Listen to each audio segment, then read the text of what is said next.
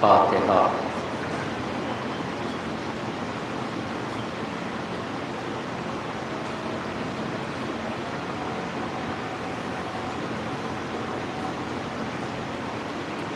لا حول ولا قوة إلا بالله العلي العظيم۔ أعوذ بالله من الشيطان اللعين الرجيم۔ بسم الله الرحمن الرحيم۔ الحمد لله رب العالمين، الصلاة والسلام على أشرف الأنبياء والمرسلين، خاتم النبيين سيدنا ومولانا أبي القاسم محمد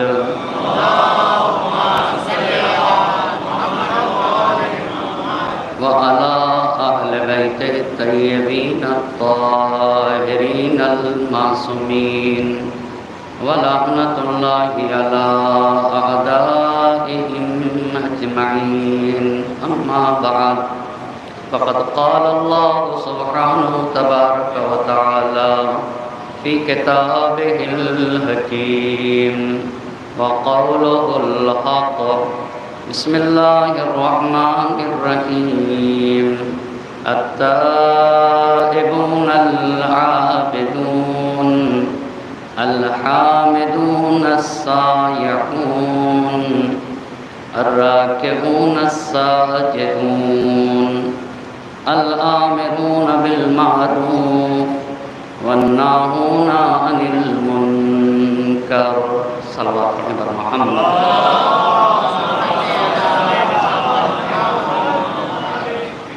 عشر مجالس کی آج 5ویں گفتگو ہے اور عنوان گفتگو ہے کربلا گام بگام۔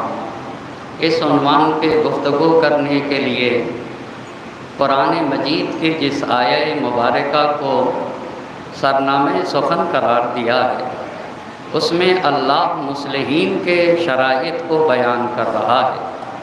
جو لوگ سماج اور معاشرے میں برائیوں کو ختم کرنے کی فکر رکھتے ہیں اور جو لوگ اچھائیوں کو عام کرنا چاہتے ہیں، ان کے صفات و خصوصیات کا تذکرہ قرآن مجید اس طرح سے کر رہا ہے۔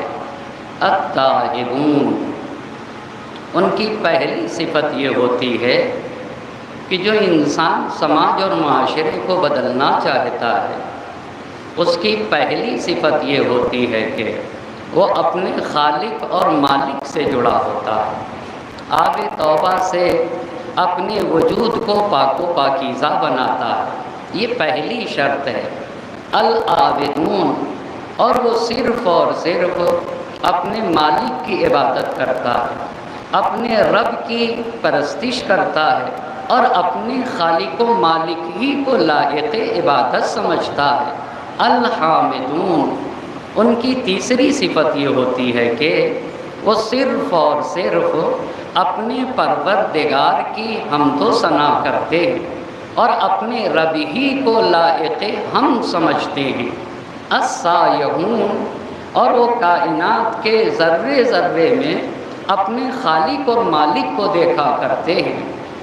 الراکعون، اور رکوع میں جا کر وہ یہ کہتے ہیں سبحان ربی العظیم و بحمدہ، میرا پروردگار عظیم ہے، وہ عظمتوں کا مالک ہے، اس میں کسی طرح کی کوئی کمی نہیں، وہ ہر عیب سے منزہ ہے اور میں اس خالق و مالک کی حمد و ثنا کرتا ہوں۔ الساجدون، اور سجدے میں جا کر یہ کہتے ہیں سبحان ربی الاعلی و بحمدہ، میرا پروردگار بلند و باعلیٰ ہے، میں اعلیٰ پروردگار کی حمد و ثنا کرتا ہوں جس کے یہاں کسی طرح کا کوئی عیب نہیں پایا جاتا، نہ کسی طرح کا کوئی عیب ہے، نہ کوئی کمی ہے، نہ ہی کسی طرح کا اس ذات کے یہاں عیب و کمی پائی جائے۔ اس بلند و بالا پروردگار کی حمد و ثنا کرتا ہوں۔ ان 6 منزلوں پہ فائز ہو جانے کے بعد، تائب بننے کے بعد، عابد بننے کے بعد، حامد بننے کے بعد، سائح بننے کے بعد اور رکوع اور سجود کے منزل پر فائز ہو جانے کے بعد اب یہ سماج اور معاشرے میں نکلتے ہیں الآمرون بالمعروف۔ اب یہ نکلتے ہیں سماج اور معاشرے میں اچھائیوں کو عام کرنا چاہتے ہیں، والناہون عن المنکر، اور سماج اور معاشرے سے برائیوں کو مٹانا چاہتے ہیں، والحافظون لحدود اللہ، اور یہ دین الہی کی حفاظت کی فکر کرتے ہیں۔ یہ شریعت محمد مصطفیٰ صلی اللہ علیہ وآلہ، یہ نبی گرامی کی شریعت کی حفاظت کرتے ہیں۔ وَبَشِّرِ الْمُؤْمِنِينَ، جب مصلحین ایسے ہوتے ہیں، جب تائب ہوتے، عابد ہوتے، حامد ہوتے، سائح ہوتے اور رکوع اور سجود کرنے والے ہوتے، اور ان منزلوں پر فائز ہونے کے بعد اب آتے ہیں سماج اور معاشرے میں اچھائیوں کو پھیلانا چاہتے، برائیوں کا خاتمہ کرنا چاہتے، تو ایسے ہستیوں کو قرآن نے مصلح کہا ہے۔ اور یہ آیت آئینہ ہے در حقیقت کربلا کے عظیم یادگار انقلاب کے بانی سید الشہداء حضرت ابا عبداللہ اور ان کے با وفا اصحاب کے لیے اس آیے کریمہ کے مصداق عتم اگر کوئی ہے تو سالار شہیدان کربلا سید الشہداء حضرت ابا عبداللہ حسین علیہ السلام ہیں، اور ان کے با وفا اصحاب ہیں۔ یہ مصلحی نہیں ہیں، یہ مصلح اعظم ہیں۔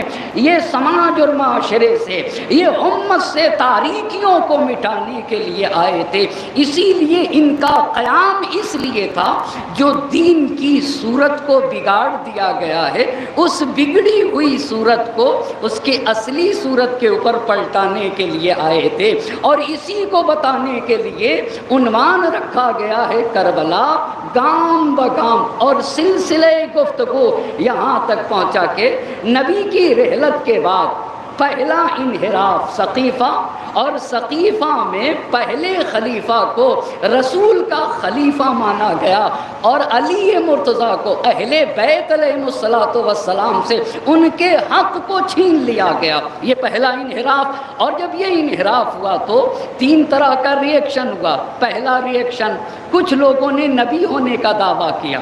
دوسرا ریئیکشن کیا ہوا؟ کچھ لوگ واقعاً مرتد ہو گئے، اور ایک تیسرا بھی ریئیکشن تھا۔ وہ تیسرا ریئیکشن تھا کہ کچھ قبیلے ایسے تھے جو زکوٰۃ کو قبول رکھتے تھے، جو زکوٰۃ پر ایمان رکھتے تھے، مگر حکومت وقت کو نہیں مانتے تھے۔ وہ یہ کہتے تھے کہ یہ حق تو اہل بیت نبی کا حق ہے، اگر ہم زکوٰۃ دیں گے تو صرف اور صرف نبی کے اہل بیت کو دیں گے۔ نتیجے میں حکومت نے کیا کیا کہ بھئی ہم حکومت کو زکوٰۃ نہیں دیں گے۔ یہ حکومت کو نہیں مانتے تھے، زکوٰۃ پر ایمان رکھتے تھے۔ نتیجے میں حکومت نے یہ کہا کہ یہ مرتد ہو گئے، حکومت نے کہا کہ یہ مرتد ہو گئے۔ یہ بھی بات آپ کی خدمت میں عرض کر چکا۔ ہاں، امیر المومنین نے وہ قرآن بھی پیش کیا جس قرآن کی تفسیر نبی نے بیان کی تھی، اس قرآن کو بھی قبول نہ کیا گیا۔ امیر المومنین نے کہ جتنے بھی طرفدار تھے ان کو توڑنے کی کوشش کی گئی، لہذا عباس ابن عبد المطلب کو بھی ہرے بھرے باغ دکھائے گئے کہ علی سے ان کو توڑ دیا جائے۔ اگر عباس علی سے جدا ہو گئے تو علی کا محاذ کمزور پڑ جائے گا، مگر عباس نے بھی دندان شکن جواب انہیں دے دیے۔ اچھا، نبی کے بیٹی حضرت فاطمہ زہرا سلام اللہ علیہا کے گھر پر ہجوم حملہ کیا گیا، فدق کو غصب کیا گیا، یہ سارا پہلی حکومت میں ہوا۔ اتنی بات پہلی حکومت میں، اور یہ ساری باتیں کل تک آپ کی خدمت میں عرض کر چکا تھا۔ آج جن باتوں کو آپ کی خدمت میں بیان کرنا چاہوں گا اس میں پہلی بات یہ ہے کہ پہلی حکومت کے کارگزار کون تھے؟ بھئی ہر حکومت کے کارندے ہوتے ہیں نا، حکومت نمائندوں سے چلتی ہے، حکومت مأمورین سے چلتی ہے، حکومت کارگزاروں سے چلتی ہے، تو یہ پہلی بات عرض کرنا چاہوں گا، اس پہلی حکومت کے کارندے کون کون تھے، یہ پہلی بات۔ دوسری بات آج کی مجلس میں بتانا چاہوں گا کہ پہلی حکومت میں امیر المؤمنین کا کردار کیا رہا۔ آپ یقین مانیے، بہت توجہ کرنے کی ضرورت ہے، یہی محافظین دین و شریعت ہیں۔ امام کہتے ہی اسے ہیں، نبی اور امام میں اتنا فرق ہے کہ نبی دین لے کر آتا ہے، جو دین لے کر آئے اسے نبی کہا جاتا ہے، اور جو دین کی حفاظت کرے اسے امام کہا جاتا ہے۔ ایک صلوات پڑھ دے بر محمد اور آل محمد۔ ایک اور صلوات پڑھ، ایک اور صلوات پڑھ دے بر محمد اور آل محمد۔ پہلی بات اسی ترتیب سے، پہلی بات اس حکومت کے کارندے کون تھے، دوسری بات امیر المومنین کا کردار کیا تھا، کیا اگر خلافت غصب کر لی تو کیا ذمہ داری ادا کی یا نہیں کی؟ ایک سوال ہے نا بھئی، اگر خلافت غصب ہوئی تو یہ تو امام ہے نا، حاکم رہیں تب بھی امام، منصب حکومت تک پہنچنے نہ دیا جائے تب بھی امام، یہ تو لے کر آتے، امامت کو تھوڑی چھینا جا سکتا ہے، بہت توجہ کرنے کی ضرورت ہے، یہ تو وہاں سے امام بن کے آتے ہیں نا۔ تو پہلی بات حکومت میں کارندے کیا تھے، دوسری بات کیا ہے، امیر المومنین کا کردار کیا تھا اس حکومت میں، تیسری بات ابو بکر نے اپنی زندگی کے آخری لمحات میں کیا کہا ہے، بہت توجہ کریے گا، زندگی کے آخری لمحات میں ان کے بیانات کیا تھے ابو بکر کے، یہ تین باتیں۔ چوتھی بات دوسرے خلیفہ کا تقرر کیسے ہوا، دوسرے خلیفہ کا تقرر کیسے ہوا۔ پانچویں بات دمشق کیسے فتح ہوا، چھٹی بات عراق کیسے فتح ہوا، اور ساتویں بات ایران کیسے فتح ہوا۔ ہاں، جتنی باتوں کو کوشش کروں گا اپنی باتوں کو سمیٹنے کے لیے، تاکہ اپنی منزل تک ہم اور آپ کو پہنچنا ہے۔ منزل کہاں ہے ہماری؟ سن 40 ہجری تک پہنچنا ہے۔ ایک صلوات پڑھ دے بر محمد اور آل محمد۔ اب آپ توجہ کریے گا، بس پہلی بات اس حکومت کے جو کارندے تھے نا، اس میں سے پہلے نمبر پہ دوسرے خلیفہ تھے، جن کے لیے تاریخ نے یہ لکھا ہے کہ پہلے خلیفہ کی عدم موجودگی میں یہی امام جماعت کے فرائض انجام دیتے تھے۔ یہ پہلی بات، یعنی جب پہلے خلیفہ نہیں ہوتے تھے تو ان کی جگہ پہ نماز کون پڑھاتا تھا؟ دوسرے خلیفہ۔ اچھا، یہ پہلی بات ہو گئی۔ دوسری بات، انہیں ابو بکر نے قاضی بنایا تھا، جج تھے یہ، انہیں ابو بکر نے کیا بنایا تھا؟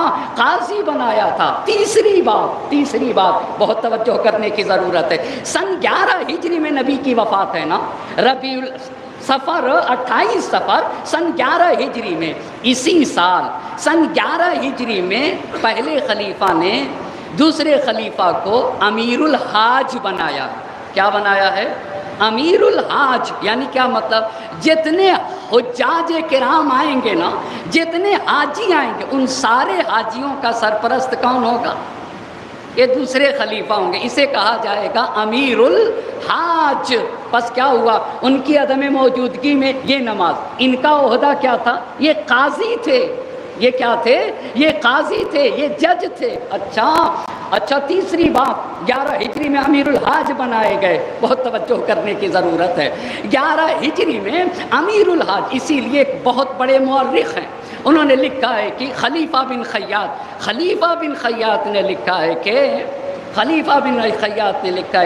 علی الامر کلہ والقضاء عمر بن الخطاب، ابو بکر کی حکومت میں اصلی کردار جس کا تھا عمر ابن خطاب کا تھا۔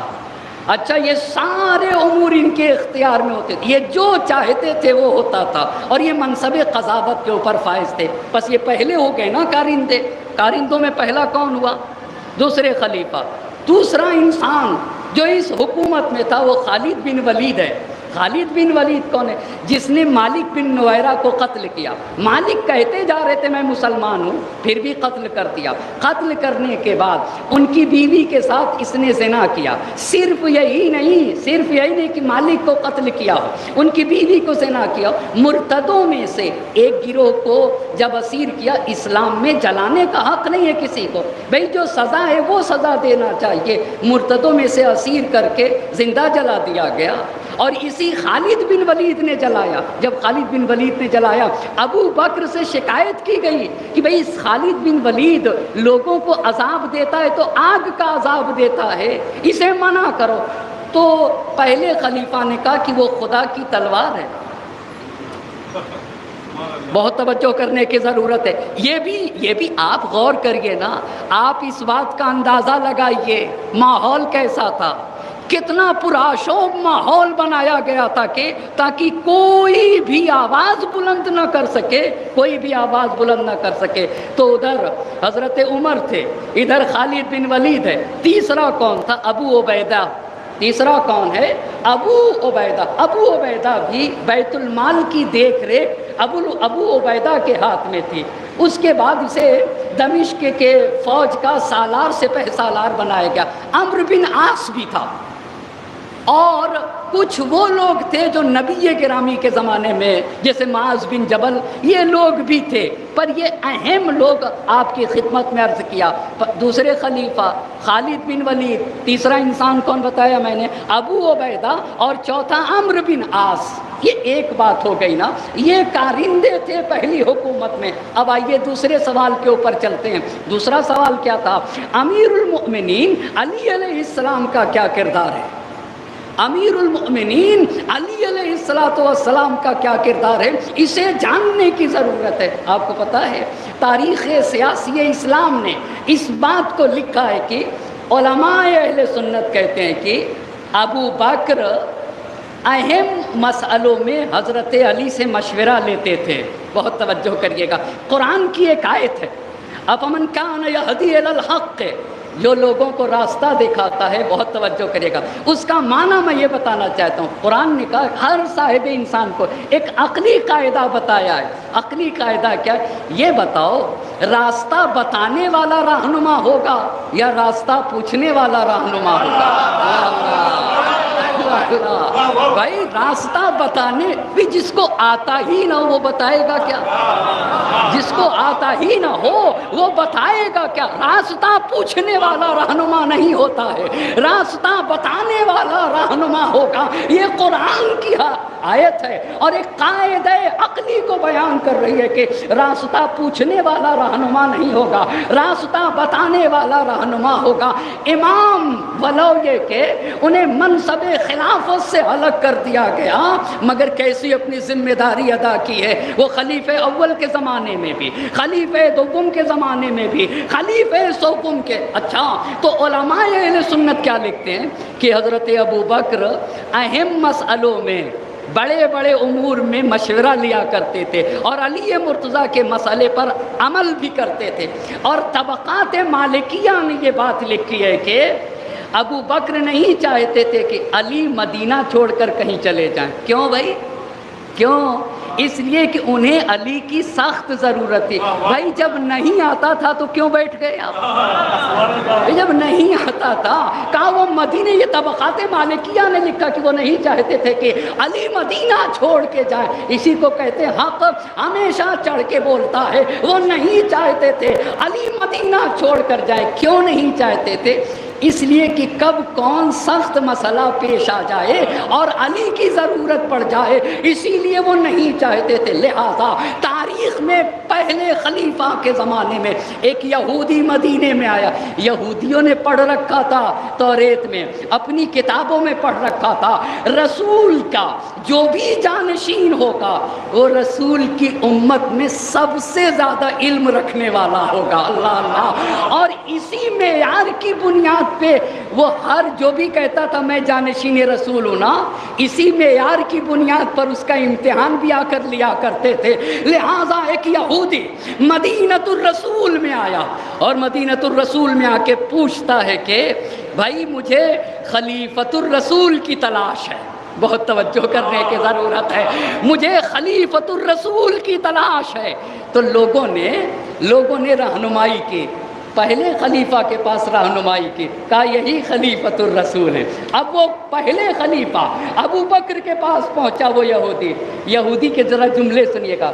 پوچھتا ہے کہ کیا آپ رسول اللہ کے جانشین ہیں؟ بہت توجہ کریے گا، کیا آپ رسول اللہ کے جانشین ہیں؟ تو انہوں نے کہا ہاں. یہ رسول کی محراب نہیں دیکھتے ہو؟ یہ رسول کی جگہ نہیں دیکھتے ہو؟ ہاں میں خلیفۃ الرسول ہوں. تو کہا اگر آپ خلیفۃ الرسول ہیں تو مجھے کچھ سوالات کے جوابات چاہیے. کہا اگر آپ، چونکہ انہوں نے توریت میں پڑھا تھا نا، جو رسول کا جانشین ہوگا وہ رسول کی امت میں سب سے زیادہ علم رکھنے والا ہوگا، کچھ سوالات کے جوابات چاہیے. بہت توجہ کرنے کی ضرورت ہے. کہا جو پوچھنا ہو پوچھو. اچھا، کہا جو پوچھنا ہو. بہت توجہ کریے گا. میرے مولا نے جب راہ خدا میں انگوٹھی دی تو انہیں بہت کھلا تھا، ایک انگوٹھی دی تو آیت اتر آئی اور آیت نے قصیدہ پڑھا. انہوں نے کئی انگوٹھیاں دے دی، کچھ اثر نہ ہوا. انہوں نے کئی انگوٹھیاں دے دی، کچھ اثر نہ ہوا. بہت توجہ کرنے کی ضرورت ہے. جانے قربان ہو جائے. کہا آپ خلیفۃ الرسول ہیں؟ کہا ہاں. یہ رسول کی محراب نہیں دکھتی، یہ رسول کی مسند نہیں دکھتی. اچھا، تو کہا کچھ سوالات کے جوابات چاہیے. کہا جو پوچھنا ہو پوچھ لو. بس ایک مرتبہ اس نے کہا، بہت توجہ کریے گا، اخبرنی اما لیس للہ واخبرنی اما لیس عند اللہ واخبرنی اما لا یعلمہ اللہ. مجھے بتاؤ وہ چیز کون سی چیز ہے جو خدا کے لیے نہیں. بہت توجہ کریے گا، مجھے بتا دو وہ کون سی چیز ہے جو خدا کے لیے نہیں، وہ کون سی چیز ہے جو خدا کے پاس نہیں. کہا وہ کون سی چیز ہے جو خدا کے لیے نہیں، وہ کون سی چیز ہے جو خدا کے پاس نہیں، اور وہ کون سی چیز ہے جس کا علم خدا کو نہیں. بہت توجہ کریے گا. کہا وہ کون سی چیز جو خدا کے لیے نہیں، وہ کون سی چیز جو خدا کے پاس نہیں، اور وہ کون سی چیز ہے جس کا علم خدا کو نہیں ہے. اچھا اب سنیے گا، جو ٹیچر، یہ آپ ٹیچروں میں بھی آپ ایک اندازہ لگائیے گا. میں نے ایک تجربہ کیا، دیکھا ہے کون ٹیچر زیادہ مارتا ہے. مارنے کا رواج جب پہلے تھا شاید اب ختم. جس ٹیچر کو جتنا کم آتا ہے اس سے جب سوال کریے اور جب اس کو جواب نہیں بنتا کہتا ہے کہ بدتمیزی کرتے ہو، گستاخی کرتے ہو، اور ایسے ڈانٹ کے اسے بیٹھا دیتا ہے. بدتمیز، ایسے سوال کیے جاتے ہیں. حقیقت میں وہ اسے نہیں، وہ اپنی کمی کو چھپاتا ہے ڈانٹ کے. کچھ یہاں پہ بھی ایسے ہی ہوا. جب یہ کہا بتاؤ وہ کیا چیز ہے جو خدا کے لیے نہیں، وہ کیا چیز ہے جو خدا کے پاس نہیں، اور وہ کیا چیز ہے جس کا خدا کو علم نہیں، تو کہتے یہ کافر ہو گیا. یہ بے دینوں جیسے سوال کر رہا ہے، اس کو یہاں سے بھگا دیا جائے. اللہ اللہ، یہ وہی ڈانٹ پھٹکار کی بات ہے. اچھا اس کو یہاں سے دور کیا جائے. بے دینوں جیسے سوالات کرتے ہو تم، کافروں اور زندگیوں جیسے سوال. یہ انہوں نے کہا تو مسلمان بھڑک گئے. بھائی صاحب، علم کا جواب علم سے ہوتا ہے، ڈانٹ پھٹکار کے نہیں دیا جاتا. علم کا جواب گالیوں سے نہیں ہوتا. اسی بات کو تو جوش نے کہا تھا، جہلا جب قلعے علم کو ٹھکراتے ہیں. بہت توجہ کریے گا، جہلا جب علم کی دلیل کو ٹھکراتے ہیں جہلا. بہت توجہ کریے گا، علمی باتوں کو جہلا جب قلعے علم کو ٹھکراتے ہیں، علماء دین کو جب بیچ کے کھا جاتے ہیں. جہلا جب قلعے علم کو ٹھکراتے ہیں، علماء دین کو جب بیچ کے کھا جاتے ہیں. صفحاء دولت فانی پہ جب اتراتے ہیں، صفحاء دولت فانی پہ جب اتراتے ہیں، جو حسینی ہیں وہ میدان میں نکل آتے ہیں. اللہ اللہ، جو حسینی ہیں وہ میدان میں نکل آتے. دھجیاں دامن دولت کی اڑا دیتے ہیں، باد سرسر کو چراغوں پہ نچا دیتے ہیں. اللہ اللہ، دھجیاں دامن دولت کی اڑا دیتے ہیں، باد سرسر کو چراغوں پہ نچا دیتے ہیں. کہا بے دینوں والے سوال کرتے ہو، زندگیوں والے سوالات کرتے ہو، اس کو باہر نکالا جائے۔ اچھا یہ سن کے مسلمانوں کی جرت بڑھ کے کیسے قتل کر دو؟ بہت توجہ کریے گا، جہل قتل کرتا ہے، علم حیات بانٹتا ہے۔ توجہ کریے گا، جہل قتل کرتا ہے، علم حیات بانٹتا ہے۔ بہت توجہ کرے گا میرا مجمع۔ اب مسلمان ٹوٹ پڑے اس پہ، یہ زندگیوں والے سوالات کرتا ہے، یہ ملحدوں والے سوالات کرتا ہے، یہ کافروں والے سوالات کرتا ہے۔ ایک مرتبہ ابن عباس اٹھے۔ ابن عباس کون ہے؟ ابن عباس کون ہے آپ ذرا بتائیے نا۔ ابن عباس کون ہے؟ علی مرتضیٰ کے چچا زاد بھائی کو ابن عباس کہا جاتا ہے۔ عباس رسول خدا کے بھی چچا ہیں، اور عباس علی مرتضیٰ کے بھی چچا ہیں نا۔ ابن عباس امام علی اور رسول خدا کے چچا زاد بھائی کو کہا جاتا ہے۔ ابن عباس اٹھے اور آنے کے بعد وہیں کے اوپر موجود تھے۔ آنے کے بعد ابو بکر کو خطاب کر کے کہتے ہیں کہ تم نے اس کے ساتھ انصاف نہیں کیا۔ دیکھ رہے ہیں نا، جب عالم ہوتا ہے، حبر الامہ کہا جاتا ہے ابن عباس کو۔ انہی کو بسم اللہ کی تفسیر پڑھا رہے تھے امام علی، رات گزر گئی بسم اللہ کی تفسیر ختم نہ ہوئی، اسے ابن عباس کہا جاتا ہے۔ اے ابو بکر تم نے انصاف نہیں کیا، سوال کیا تو تم اس کا گلا کاٹ دو گے؟ بہت توجہ کریے گا۔ تو پہلے خلیفہ ابن عباس سے کہتے ہیں کہ تم نے سنا نہیں یہ کیسے سوالات کر رہا؟ تو ابن عباس نے کہا کہ اگر جواب آتا تھا تو جواب دے دیتے۔ بہت توجہ کریے گا، اللہ اللہ بھئی، اگر جواب آتا تھا جواب دے دیتے نا۔ اب یہ بتائیے پوچھنے والا رہنما بنے گا یا جواب دینے والا رہنما بنے گا؟ کہ جواب آتا تو جواب دے دیتے، اور جب جواب نہیں آ رہا ہے تو اسے چھوڑ دو، جہاں دل چاہے چلا جائے۔ بہت غور کریے گا، اما کیا شان سے بولا ہے ابن عباس نے، کتنی بہترین طریقے سے۔ جواب آتا ہے تو جواب دو، اور اگر جواب نہیں آتا ہے تو کیا کرو؟ چھوڑ دو، جہاں دل چاہے چلا جائے۔ ابن عباس نے بیچ میں پڑھ کے اس کی قتل کے راہ میں رکاوٹیں ایجاد کر کے اس کو وہاں سے باہر نکالا۔ اب جب وہ یہودی، اس کو جانتے کس نے لکھا ہے؟ اسے احقاق الحق نے، شہید سالس شوستری رحمۃ اللہ علیہ کی ایک کتاب ہے احقاق الحق۔ احقاق الحق نے در بحر المناقب سے، در بحر المناقب نے انس ابن مالک سے روایت ہے، یہ رسول خدا کے جو خادم تھے، انس ابن مالک سے یہ روایت ہے اس پوری داستان کو۔ اچھا اب جب یہودی وہاں سے نکلا تو سرگوشی کر رہا تھا، اپنے آپ سے کہہ رہا تھا، بہت جملے کی قدردانی کرے، خدا لعنت کرے ان لوگوں پر۔ اس پہ توجہ کرے گا میرا مجمع، خدا لعنت کرے ان لوگوں پر جو ایسی جگہ بیٹھ گئے جو ان کی نہیں تھی۔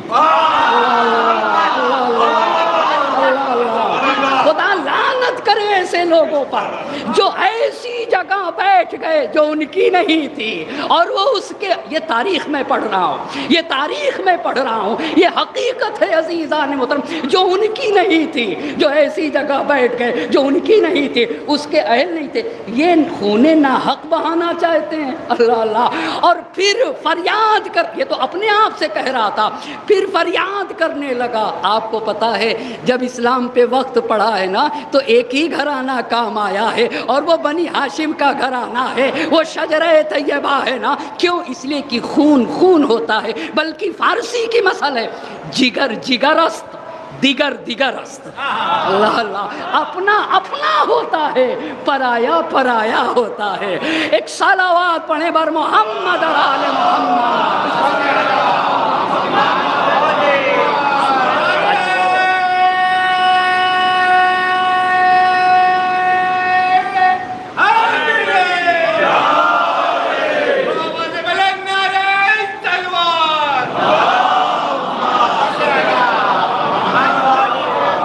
یہ تو اپنے سے کہہ رہا تھا، اب جب نکلا ہے نا تو فریاد کر رہا تھا، یا ایھا الناس ذہب الاسلام۔ بہت توجہ کریے گا، یا ایھا الناس ذہب الاسلام حتی لا یجیبوا عن مسئلۃ۔ اے لوگو، اسلام تباہ و برباد ہو گیا، اسلام کا خاتمہ ہو گیا، اس لیے کہ اس میں یہ صورتحال آ گئی کہ ایسا انسان اپنے کو خلیفہ کہہ رہا ہے جسے ایک بات کا جواب بھی نہیں آتا۔ اللہ اللہ، کہا کہ ایسے لوگ خلیفہ بن گئے جسے ایک مسئلے کا جواب بھی نہیں آتا۔ وہ ایک مرتبہ دوبارہ کہا، این رسول اللہ، आईना खलीफत रसूल अल्लाह, कहाँ हैं अल्लाह के रसूल और कहाँ हैं उनके बरहक जानशीन। अल्लाह अल्लाह अल्लाह अल्लाह, तवज्जो करने की ज़रूरत है। कहाँ है रसूलुल्लाह और कहाँ हैं उनके बरहक जानशीन। अब इब्न अब्बास ने क्या देखा कि अब मुझसे इस्लाम की बेहुरमती ना सही गई। इब्न अब्बास आगे बढ़े, आगे बढ़ने के बाद कहते हैं कि क्या कहते हो और क्या चाहते हो। इल्म नबूवत के मरकज़ को अली इब्न अबी तालिब कहा जाता है। अल्लाह अल्लाह, अमा जिसने नबी का पूरा इल्म लिया, बल्कि मेरे मौला ने कहा नबी ने मुझे इल्म के 1000 बाब सिखाए और मैंने हर बाब से 1000 बाब खोले हैं। अल्लाह अल्लाह, हर बाब से 1000 बाब खोले हैं, 1000 बाब सिखाया, हर बाब से 1000 बाब खोले। कहा मुझे बताए अल्लाह का रसूल कहाँ और उनके बरहक जानशीन कहाँ। इब्न अब्बास ने आकर कहा कि इल्म नबूवत के मरकज़ अली इब्न अबी तालिब हैं, आओ अली के पास चलते हैं, आओ अली के पास चलते हैं। अल्लाह अल्लाह, अब वो लेके चले तो हज़रत अबू बकर भी पीछे पीछे। तमाम बहुत तवज्जो करने की ज़रूरत है। पूरा मजमा पीछे पीछे उससे मुल्हक हुए, बैते अली मुर्तज़ा पे पहुँच गए। अमा क्यों ना पहुँचे, कहा जिसके वजूद से इल्म मारिफत का चश्मा रवा हो उसे अली इब्न अबी तालिब कहा जाता है, उसे अली इब्न अबी तालिब कहा जाता है। मर्द, अल्लाह अल्लाह, मर्द किसे कहते, मर्द वो हैं जो परे बातिल को कतर देते हैं। अल्लाह अल्लाह, मर्द वो हैं जो परे बातिल को कतर देते हैं, हक जो मांगे तो दिलो जानो जिगर देते हैं। अल्लाह अल्लाह, हक जो मांगे तो दिलो जानो जिगर देते हैं। शेर सा भाई तो यूसुफ सा पिसर देते हैं। हुसैन के भाई को अब्बास कहा जाता है, हुसैन के बेटे को अली अकबर कहा जाता है। शेर सा भाई तो यूसुफ सा पिसर देते हैं, हाथ बैत को बढ़ाते नहीं सर देते हैं। अल्लाह अल्लाह, हाथ बैत को बढ़ाते नहीं, हाथ बैत को बढ़ाते नहीं सर देते। आतिशे मर्ग में बेखौफो खतर जाते हैं। अल्लाह अल्लाह, आतिशे मर्ग में बेखौफो खतर जाते हैं। आँच इज्जत पे जो आती है तो मर जाते हैं। एक सलावत पढ़े बर मोहम्मद और आले मोहम्मद।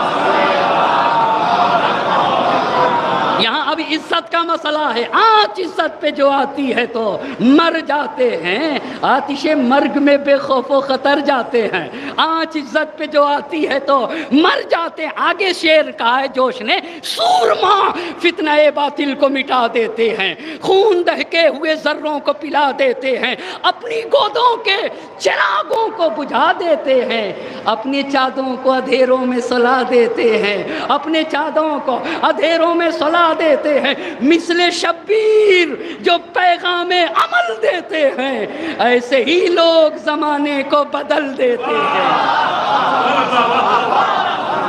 एक सलावत पढ़ेंगे बार मोहम्मद और आले मोहम्मद।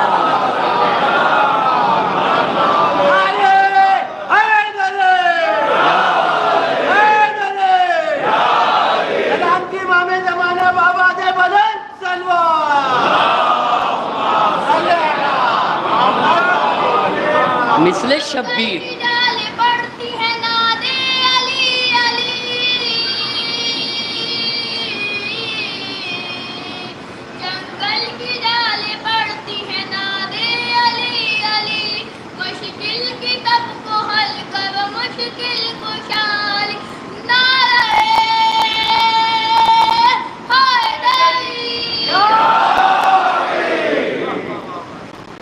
सूरमा फितने बातिल को मिटा देते हैं, खून दहके हुए जर्रों को पिला देते हैं, अपनी गोदों के चिरागों को बुझा देते हैं, अपने चादों को अंधेरों में सुला देते हैं।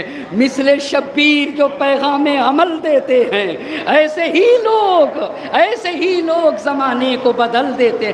पहुँचे अली मुर्तज़ा के दरवाजे पे, दरवाज़ा खुला, हज़रत के महज़र में सब के सब पहुँच गए। तो सबसे पहले जिसने गुफ्तगू का आगाज़ किया वो पहले खलीफा। वो कौन है? पहले खलीफा। इमाम से कहा, ए अबुल हसन اے ابو الحسن یہ کافروں جیسے سوالات کر رہا ہے، بہت توجہ کریے گا آپ ذرا میرے امام کی نظر کو تو دیکھیں، یہ کافروں اور زندیقوں جیسے۔ تو اب امام نے خود اس سے پوچھا تمہارا کیا کہنا ہے؟ آپ نے دیکھا نا، اللہ اللہ، اسے کہتے ہیں امام، اسے کہتے ہیں الہی رہنما۔ وہ ایک طرف کی نہیں سنتا ہے، وہ دونوں طرف کی سنا کرتا ہے نا، اللہ اللہ۔ کہا تم کیا کہتے ہو؟ اب سنیے گا۔ تو یہودی بولا یہ بتائیے اگر آپ سے میں پوچھوں تو آپ بھی وہی برتاؤ کریں گے جو ان لوگوں نے کیا ہے؟ اللہ اللہ، کیا آپ بھی وہی برتاؤ کریں گے جو ان لوگوں نے کیا کیا ہے؟ امام نے پوچھا ان لوگوں نے کیا کیا ہے؟ بہت توجہ کریے گا، یہ بتاؤ ان لوگوں نے کیا کیا؟ کہا آقا میں نے سوال کیا، یہ لوگ کہہ رہے اس کو قتل کر ڈالو۔ میں نے سوال کیا، یہ لوگ کہہ رہے مار ڈالو۔ کہا ایسا کہ سب باتوں کو چھوڑو، اپنے سوال کرو، باتوں کو چھوڑو اپنے سوالات بتاؤ۔ کہا ایسے نہیں بتاؤں گا، میں تو یا رسول اللہ آئے تو سوال کروں گا یا ان کا برحق وصی آئے۔ اللہ اللہ اللہ، کہا اب یہ غلطی نہ کروں گا، یا رسول اللہ سے اللہ اللہ۔ اس کا مطلب ہے نا جہالت کا خاتمہ الہی رہنما کیا کرتے ہیں نا، امت کے درد کی جو دوا ہے نا وہ صرف اور صرف الہی رہنما ہوا کرتے ہیں۔ کہا یا تو رسول اللہ سے پوچھوں گا یا ان کے برحق جانشین سے۔ تو امام نے کہا پوچھو۔ آپ دیکھیں یہ بھی منطق ہے، یہ نہیں کہا میں ہوں، یہ نہیں کہا، یہ ضرورت نہیں تھی، یہ ضرورت نہیں تھی، اس لیے کہ یہ اتنا ہی بولتے ہیں جتنی ضرورت ہوا کرتی ہے۔ ایک صلوات پڑھیں گے بر محمد اور آل محمد۔ کہا پوچھو۔ اب جب پوچھنے لگا تو کہا ایک شرط پہ جواب دوں گا، ایک شرط پہ جواب دوں گا۔ اس نے کہا ایک شرط پہ پوچھوں گا۔ امام نے کیا کہا؟ ایک شرط پہ۔ آپ کو پتا ہے ایک ہے کفر، ایک ہے کافر، ایک ہے نفاق، ایک ہے منافق، ایک ہے الحاد اور ایک ہے ملحد۔ اگر کوئی عقیدہ کفر اختیار کرے تو کافر ہوتا ہے، کافر انسان ہوتا ہے، کفر عقیدہ ہے۔ منافق انسان ہوتا ہے، نفاق وہ شے ہے جو دل میں پائی جاتی ہے، الحاد کفر کو کہتے ہیں، اور جو اسے اختیار کرے اسے ملحد کہا جاتا ہے۔ یہ بتائیے تلوار سے کفر مرتا ہے یا کافر؟ آپ بتائیے نا، تلوار سے کفر مرتا ہے یا کافر؟ تلوار سے کافر مرتا ہے، تلوار سے منافق مرتا ہے، تلوار سے ملحد مرتا ہے، مگر کردار سے کفر کا خاتمہ ہوتا ہے۔ ہاں تلوار سے کافر کا خاتمہ ہوتا ہے مگر کردار سے کفر کا خاتمہ ہوا کرتا ہے۔ کہا ایک شرط پہ جواب دوں گا۔ شرط کیا ہے؟ کہا شرط یہ ہے کہ انصاف کے ساتھ، اخلاص کے ساتھ اگر جواب مل گیا تو تجھے کہنا ہوگا اشہد ان لا الہ الا اللہ وان محمد رسول اللہ۔ ان کی دوستی بھی خدا کے لیے ہوتی ہے، ان کی دشمنی بھی خدا کے لیے ہوتی ہے۔ یہ نہ اپنے لیے کسی سے دشمنی کرتے اور نہ ہی اپنی خاطر کسی سے محبت کرتے ہیں۔ ایک صلوات پڑھیں گے بر محمد و آل محمد۔ اچھا اب شرط دونوں طرف سے شرط پوری ہو گئی۔ کا سوال کرو، کا اخبرنی اما لیس للہ، وہ بتائیے جو اللہ کے لیے نہیں ہے۔ اب آپ بتائیے، وہ بتائیے جو اللہ کے لیے نہیں ہے۔ تو امام نے کہا کہ یہ تمہارا پہلا سوال ہے نا، اس کا جواب یہ ہے کہ خدا کے لیے ظلم و ستم نہیں ہے۔ اللہ کہا خدا کے لیے ظلم و ستم، اللہ ذرہ برابر بھی ظلم نہیں کرتا، خدا کے لیے ظلم و ستم نہیں۔ کہا میرے مولا آپ نے بالکل صحیح فرمایا، کہا میرے مولا یہی الفاظ ہیں آپ نے۔ اچھا دوسرا سوال کرو، اخبرنی اما لیس عند اللہ، وہ کیا چیز ہے جو خدا کے پاس نہیں؟ کہا بیوی نہیں ہے، بچے نہیں ہیں خدا کے پاس، اور خدا کا کوئی شریک نہیں ہے۔ اللہ وہی کہا نہ بیوی ہے خدا کے پاس، نہیں خدا کے پاس اولاد ہے، اور نہیں خدا کے پاس کوئی شریک ہے۔ اچھا کہا میرے آقا اور میرے مولا بالکل آپ نے صحیح فرمایا۔ اب تیسرا مسئلہ، اخبرنی اما لا یعلمہ اللہ، وہ چیز بتائیے جس کو خدا کا علم نہیں۔ ایک صلوات پڑھیں بر محمد اور آل محمد. ایک اور مل جل کر بر عظمت محمد اور آل محمد صلوات. اب اس جواب کو بتانے کے لیے علم کسے کہتے ہیں، علم کسے کہتے ہیں. مثال کے طور پہ یہ رومال ہے نا، یہ رومال ہے، آپ نے اسے دیکھا اور میں نے اسے ہٹا لیا. اس کی تصویر آپ کے ذہن میں آئی یا نہیں آئی؟ آئی یا نہیں آئی؟ آ گئی نا. کسی چیز کی اگر تصویر ذہن میں آ جائے اس کو علم کہتے ہیں. وہ جو تصویر ذہن میں بنی ہے اس صورت ذہنی کو علم کہا جاتا ہے. اس کا مطلب یہ ہوا کہ جس چیز کا علم حاصل کرنا ہے پہلے وہ چیز ہو پھر علم آتا ہے. ذرا سا غور سے سوچئے گا نا بھائی. یہ بتائیے اگر یہ رومال نہ ہو تو اس کا علم ہو جائے گا؟ کیسے ہوگا؟ اس کا مطلب یہ کہ علم ہونے کے لیے پہلے اس شے کا ہونا ضروری ہے نا. اور جو چیز نہیں ہے اس کا علم بھی نہیں ہوتا. جب ہے ہی نہیں تو علم کس چیز کا ہوگا؟ علم آ کے کسی چیز سے لگتا ہے. میں نے اسے دیکھا اور فوراً اس کی تصویر میرے ذہن میں چھپ گئی. وہ جو ایک شے کی جو تصویر چھپتی ہے نا اسی صورت ذہنی کو علم کہا جاتا ہے. بس علم کے لیے ایک شے کا ہونا ضروری ہے. اتنی بات آپ کو سمجھ میں آ گئی نا. اگر ہے تو علم ہوگا، نہیں ہے تو پھر کہاں سے ہوگا؟ پوچھا اس نے کیا وہ کیا چیز ہے جس کا علم نہیں؟ یہ بتائیے بیوی نہیں ہے تو بیوی کا علم ہوگا خدا کو؟ بھئی علم ہونے کے لیے پہلے ہونا چاہیے نا. علم ہونے کے لیے پہلے اولاد ہوگی تب تو علم ہوگا، بیوی ہوگی تب تو علم ہوگا، شریک ہوگا تب تو علم ہوگا. اس لیے کہ علم کے لیے پہلے ہونا شرط ہے. جو چیزیں نہیں ہیں اس کا علم بھی نہیں ہوگا. بس جیسے ہی پوچھا کیا چیز ہے جس کا خدا کو علم نہیں، کہا بیوی کا علم نہیں، بچے کا علم نہیں، شریک کا علم نہیں. کیوں آقا؟ اس لیے کہ علم کے لیے شرط ہے کہ پہلے ہو پھر اس کا علم ہوتا ہے. ایک صلوات پڑھ دے بر محمد اور آل محمد.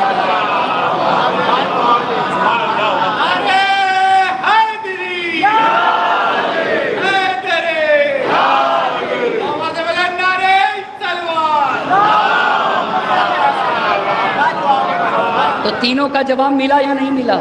جی تینوں کا جواب ملا نا. ایک بات پھر آپ سے کہوں گا، ضرورت ہے اسی بات کی کہ فرش ازا سے عمیق باتیں کی جائیں جس سے انسان تھوڑا سا اپنے ذہن پہ بھی زور دے. ایسا نہ ہو کہ صرف میں سنی سنائی بات پڑھوں اور آپ کو ذرہ برابر بھی ذہن پہ زور نہ دینا پڑے.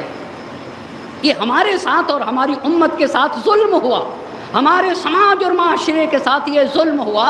جہاں سے ظلمتوں سے نکالنے کی بات ہے، جہاں سے تاریکیوں سے نکالنے کی بات ہے نا، جہاں عمیق باتیں اور گہری باتیں کرنے کی جگہ ہے وہ یہی فرش ازا ہے. اما اگر ہم یہاں نہ کریں گے، یہ وہ یونیورسٹی ہے، اسے تو محسن الامین نے سرزمین لبنان سے کہا ہے کہ دنیا میں کوئی درسگاہ ایسی نہ ملے گی جہاں ایک وقت میں ہر طبقے کے لوگ رہتے ہوں. چھوٹا بھی ہے، نوجوان بھی ہے، جوان بھی ہے، ادھیڑ بھی ہے اور بوڑھا بھی ہے. اچھا کوئی کلاس ایسا ہے؟ کوئی کلاس آپ بتائیے ایسا ہے جہاں ہر طبقے کے لوگ ہوں اور اس میں ہسٹری بھی پڑھائی جائے، اس میں علم کلام بھی سکھایا جائے، اس میں تفسیر بھی سکھائی جائے اور اس میں تہذیب نفس کا بھی درس دیا جائے؟ یہ صرف بارگاہ سید الشہداء ہے، یہ صرف اور صرف عزاداری سید الشہداء ہے جہاں ایک وقت میں ہر طبقے کے لوگ ہوتے ہیں. اخلاق بھی سکھایا جاتا ہے، ہسٹری کا بھی درس دیا جاتا ہے، علم کلام بھی سکھایا جاتا ہے اور عزت نفس کا بھی درس دیا جاتا ہے، اخلاق کا بھی درس دیا جاتا ہے. لہذا ضرورت ہے اس بات کی ضرورت یہ. میں بہت سوچتا ہوں کہ اگر ہم نے اپنی آج مجھے کا طالب علم نے اپنی ذمہ داری ادا نہ کی تو آج کے زمانے میں لوگوں کے پاس اتنا ٹائم نہیں ہے کہ وہ 1 گھنٹہ نکال کے مطالعہ کر سکیں. لوگوں کے پاس ٹائم نہیں ہے. آپ یہ بتائیے لوگ صبح سے شام تک وقت نکالتے ہیں عزائے سید الشہداء کے لیے، فرش ازا کے اوپر جاتے ہیں اور مجھ مولوی کو اللہ نے یہ وقت دیا بغیر تیاری کیے ہوئے منبر پہ آ جاؤں، اور پھر ایک بات ادھر کی سوچ لیا، ایک ادھر سے سوچ لیا، ایک فیس بک سے لے لیا، ایک واٹس ایپ سے لے لیا، اور اپنے ذہن میں پکا کے آ کے 1 گھنٹے تک امت کا وقت لیتا رہا۔ آج کے زمانے میں اس پہ سوچنے کی ضرورت ہے۔ اگر میں نے اپنی ذمہ داری کو پورا نہ کیا تو اپنی قوم کے جوانوں کو، ہماری قوم کے نوجوان کیسے اسلام کی حقیقی تاریخ سے آگاہ ہوں گے، کس طریقے سے حقیقی اسلام سے آگاہ ہوں گے، لہٰذا اس کی ضرورت ہے۔ اچھا تو تینوں جواب دیا یا نہیں دیا؟ امیر البیان نے خوب اچھی طرح سے جواب دیا۔ تو پھر اس نے کہا کہ بالکل سچ فرمایا، اے میرے مولا اپنا ہاتھ تو بڑھائیے، اللہ اللہ اپنا ہاتھ تو بڑھائیے۔ اب جب ہاتھ بڑھانے کی بات کہی تو کہا میں گواہی دیتا ہوں کہ وحدہ لا شریک خدا ہے، وہ یکتا و یگانہ ہے، اس کا کوئی شریک نہیں، اور محمد مصطفیٰ ہی اس کے بندے اور رسول ہے۔ اور آپ اللہ کے رسول کے حقیقی، وہیں وہ بھی بیٹھے تھے، توجہ کریے گا، ایک صلوات پڑھے بر محمد اور آل محمد۔ ایسے حق بولتا ہے، ایسے حق بولتا ہے۔ اما کسی کا حق غصب کر کے چھپ نہیں سکتا ہے، یہ چھپ نہیں سکتا ہے۔ لاکھ چھپاتے رہو کبھی بھی نہ چھپے گا، یہ کبھی بھی چھپنے والا نہیں ہے۔ کہا آپ ہی ہیں، اور وہیں وہ بیٹھے تھے، کہا آپ ہی ہیں۔ اللہ اللہ کیا پیاری بات جوش نے کہی ہے، جب تک اس خاک پہ باقی ہے وجود اشرار، اما جب تک زمین پہ شریر لوگ رہیں گے، یہ جوش نے کہا ہے، جب تک زمین پہ شریر لوگ رہیں گے کربلا اپنے ہاتھ میں تلوار لیے رہے گی۔ کہا جب تک اس خاک پہ باقی ہے وجود اشرار، دوش انسان پہ ہے جب تک حشم تخت کا بار، جب تک اقدار سے اغراض ہیں گر میں پیکار۔ صاحبان علم یہاں پہ اشعار کی وضاحت کرنا یہ تہذیب کے خلاف بات ہے، یہ برا مانا جاتا ہے اگر کوئی انسان شعر کی وضاحت کرنے لگے، پر زمانے میں کرنا پڑ رہا ہے، اب کرنا پڑتا ہے کہ بھئی کچھ لوگ نہیں سمجھتے الفاظ کے معنی اور مفاہیم۔ یہ تو عزائے سید الشہداء ہے جس نے اردو کو زندگی بخشی ہوئی ہے، اور دنیا بھر میں اس اردو زبان کو جس نے حیات عطا کی ہے وہ مرثیاں ہیں، وہ اشعار ہیں، وہ یہ عزاداری سید الشہداء ہے، اس لیے کہ اردو زبان میں عزاداری کا جو مقام ہے نا کوئی زبان نہ لے سکی، کوئی بھی زبان نہ لے سکی۔ تو جوش نے کہا جب تک اس خاک پہ باقی ہے وجود اشرار، دوش انسان پہ ہے جب تک حشم تخت کا بار، جب تک اقدار سے اغراض ہیں گر میں پیکار، کربلا ہاتھ سے پھینکے گی نہ ہرگز تلوار۔ کوئی یہ نہ سمجھے گا کربلا 1 سال کی ہے، کربلا 2 سال کی ہے، کربلا 1 صدی کی ہے، کربلا 2 صدی کی ہے۔ اللہ اللہ جب تک اس خاک پہ باقی ہے وجود اشرار، دوش انسان پہ ہے جب تک حشم تخت کا بار، جب تک اقدار سے اغراض ہیں گر میں پیکار، کربلا ہاتھ سے پھینکے گی نہ ہرگز تلوار۔ کوئی کہہ دے یہ حکومت کے نگہبانوں سے، کربلا ایک ابدی جنگ ہے سلطانوں سے۔ کربلا ایک ابدی جنگ ہے سلطانوں سے۔ ایک صلوات پڑھے بر محمد اور آل محمد۔ اچھا ایک اور صلوات پڑھ دے بر عظمت محمد اور آل محمد۔ کربلا ایک ابدی جنگ ہے سلطانوں سے، کوئی کہہ دے یہ حکومت کے نگہبانوں سے، کربلا کا آپ ہی رسول اللہ کے جانشین برحق ہیں۔ اچھا مجمع پورا آیا تھا، اس مجمع میں کچھ لوگ رو رہے تھے، کچھ ہنس رہے تھے، اب مجمع فریاد کرنے لگا۔ اب جب اما یہ اعتراض کرتے ہیں کہ ہم نعت علی پڑھتے، نعت علی مظہر العجائب، ہم یا علی کہتے، خدا کی قسم روایت نے لکھا ابو بکر نے بھی یا علی کہا ہے۔ بہت توجہ کریے گا، بہت توجہ کر، اور کیسے یا علی کہا؟ نعت علی پڑھا یہاں کے اوپر، اے ابو الحسن اے گرفتاریوں کو برطرف کرنے والے، اللہ اسی کو تو نعت علی کہا جاتا ہے، اے گرفتاریوں کے برطرف کرنے والے، اے مشکل گروہوں کو کھولنے والے، اللہ اللہ مشکل گروہوں کو۔ آپ کو پتا ہے کوئی بھی ہو، اللہ یہ روایت کے الفاظ ہیں، کبھی کبھی شیطان کی زبان پہ بھی حق جاری کراتا ہے۔ اللہ اللہ کی زبان پہ بھی حق جاری. یہ روایت ہے، یہ روایت ہے. اس لیے کہ تاریخ انبیاء میں ہم نے پڑھا ہے شیطان آ کے حضرت نوح علیہ السلام کو نصیحت کر رہا تھا. کیا؟ شیطان آ کے حضرت نوح علیہ السلام کو نصیحت کر رہا تھا. علماء نے لکھا شیطان کیسے نصیحت کر سکتا ہے؟ کہا کبھی کبھی حق بات اللہ شیطان کی زبان پہ بھی جاری کرتا ہے. ایک صلوات پڑھیں گے بر محمد اور آل محمد. اچھا تو کیا کہا؟ اے ابو الحسن، اے ابو الحسن، اے گرفتاریوں کو برطرف کرنے والے، اے گرفتاریوں کو، خدا کی قسم سید الشہداء کے فضیلت ناتمام رہ جائے گی اگر امیر المومنین کے فضائل بیان نہ کیے گئے. آپ کو پتا ہے یعنی سید الشہداء کی عظمتوں کو بیان کرنے کے لیے پہلے امیر المومنین کی فضیلتوں کو بیان کرنا ہوگا اور حضرت فاطمہ زہرا کی عظمتوں کو بیان کرنا ہوگا. کیوں؟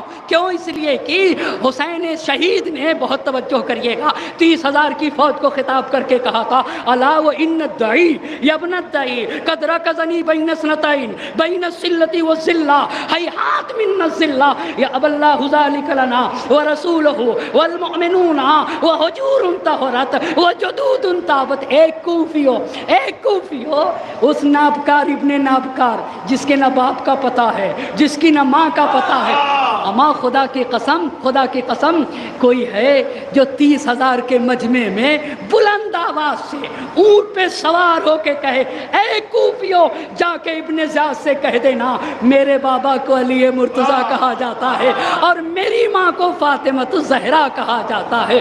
ایک صلوات پڑھیں گے بر محمد اور آل محمد.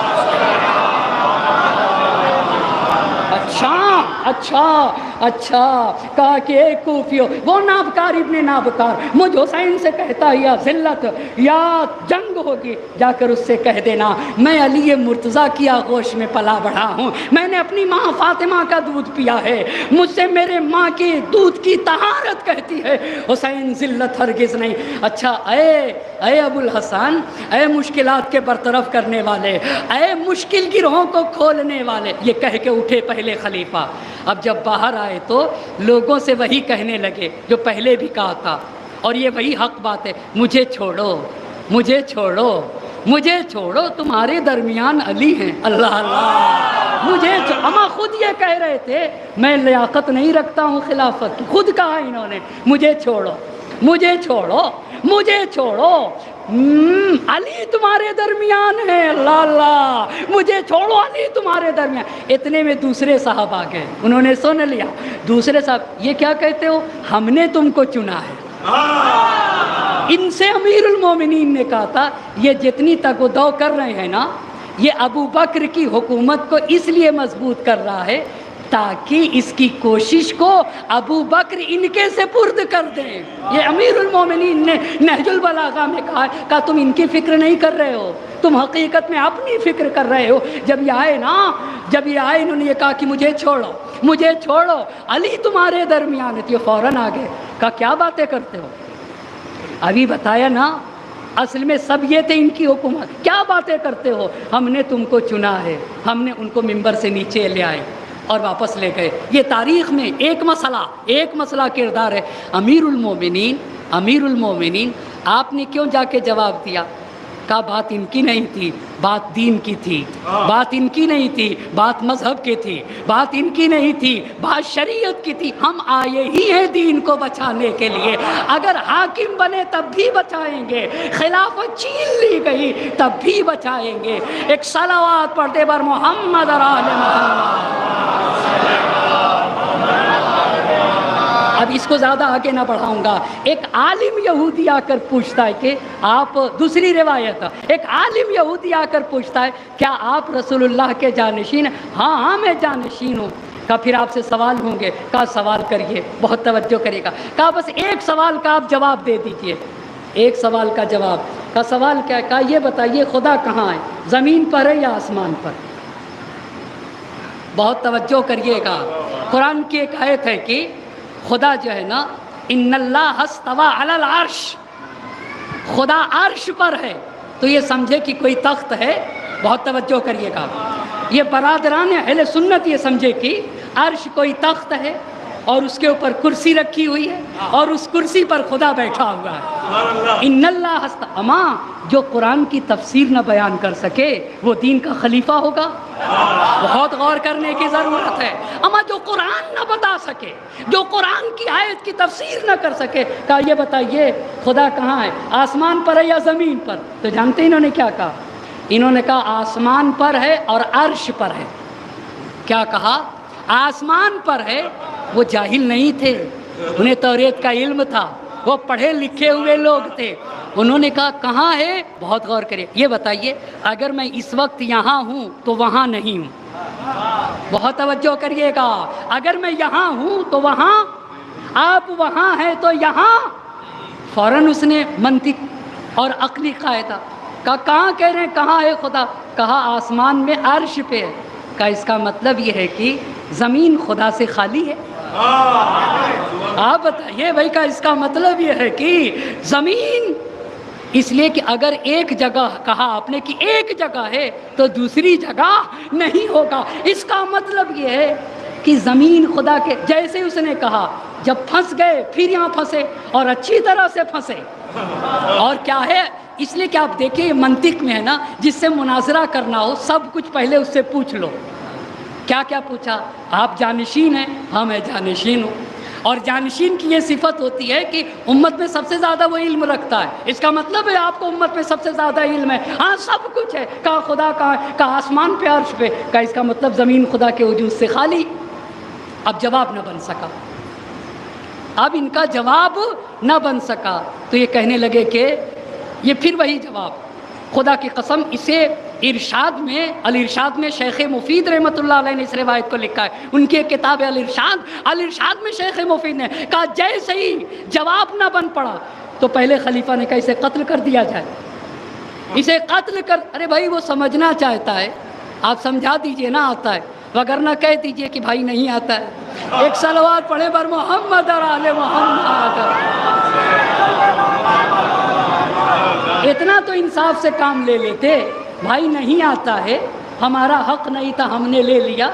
نہیں آتا ہے پوچھ کے بتا دیتے، پوچھ کے بتا دیتے. کا قتل کر ڈالو. اتنے میں اب یا اتفاق کہیے یا قدرت کا انتظام کہیے، دو میں سے ایک ہوگا. یا اتفاق کہیے یا قدرت کا اہتمام کہیے. امیر المومنین سامنے آ کر کہتے ہیں جو تم نے پوچھا اسے بھی میں جانتا ہوں، جو تمہیں جواب ملا اسے بھی جانتا ہوں. اللہ اللہ، ہمیں وہاں موجود نہیں تھے، اسی کو تو علم غیب کہا جاتا ہے. کہا جو تم نے سوال کیا اسے بھی جانتا ہوں اور جو اس نے جواب دیا اسے بھی جانتا ہوں.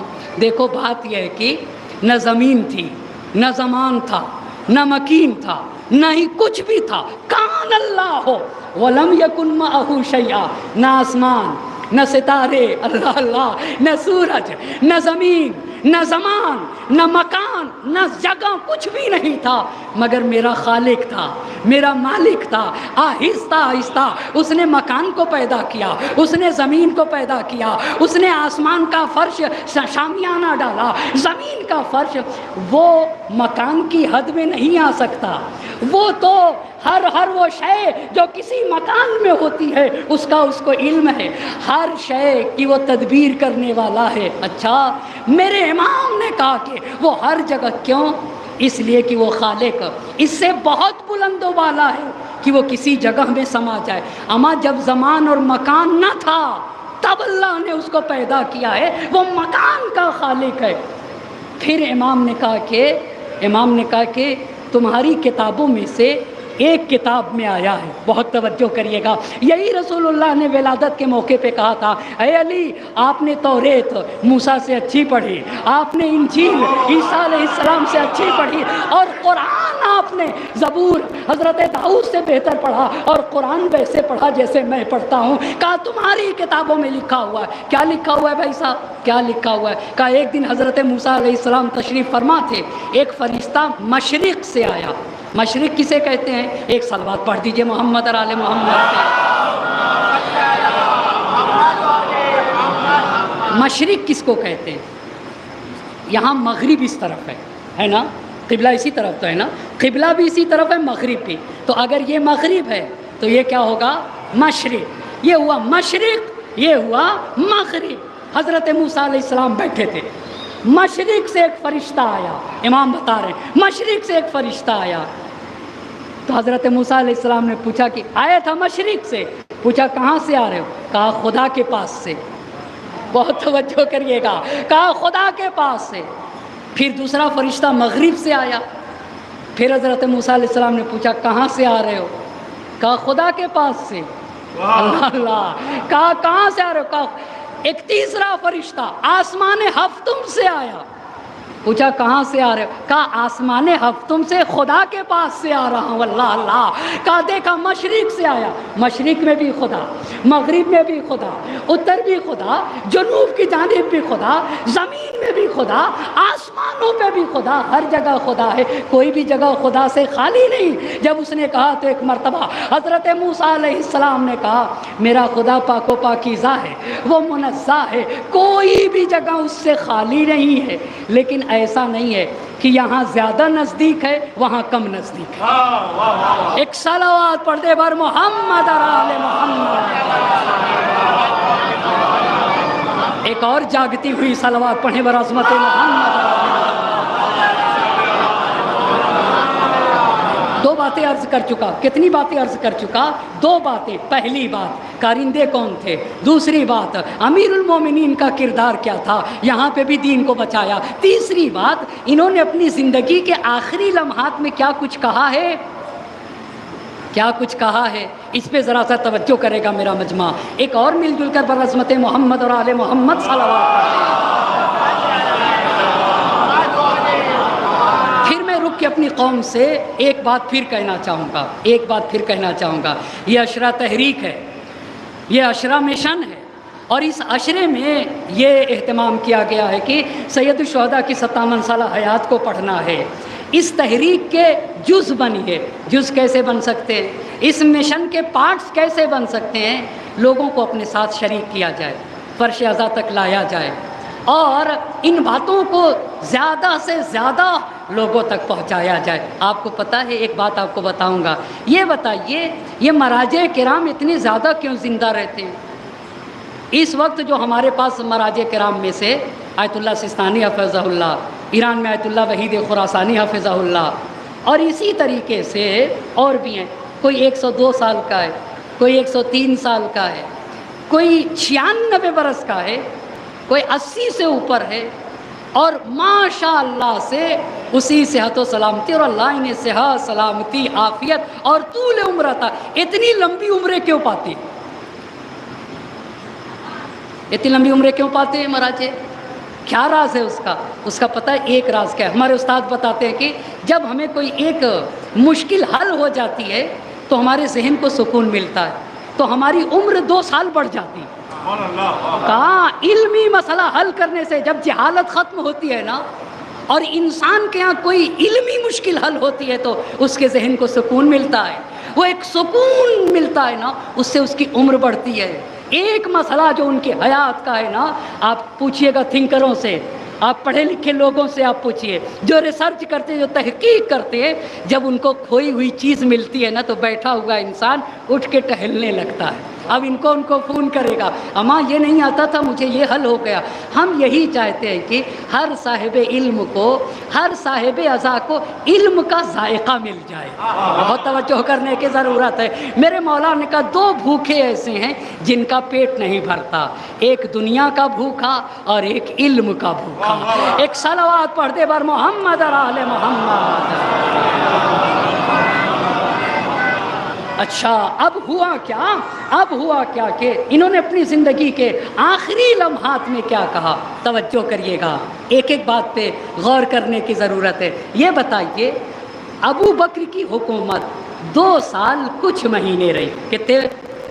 لیکن ان کی حکومت تو ختم ہو گئی، یہ بھی چلے گئے، کچھ سوالات رہ گئے جن کا آج تک جواب نہ مل سکا، کچھ سوالات رہ گئے اور آج تک ان سوالات کے جوابات نہ مل سکے۔ سوالات کیا ہے مولانا؟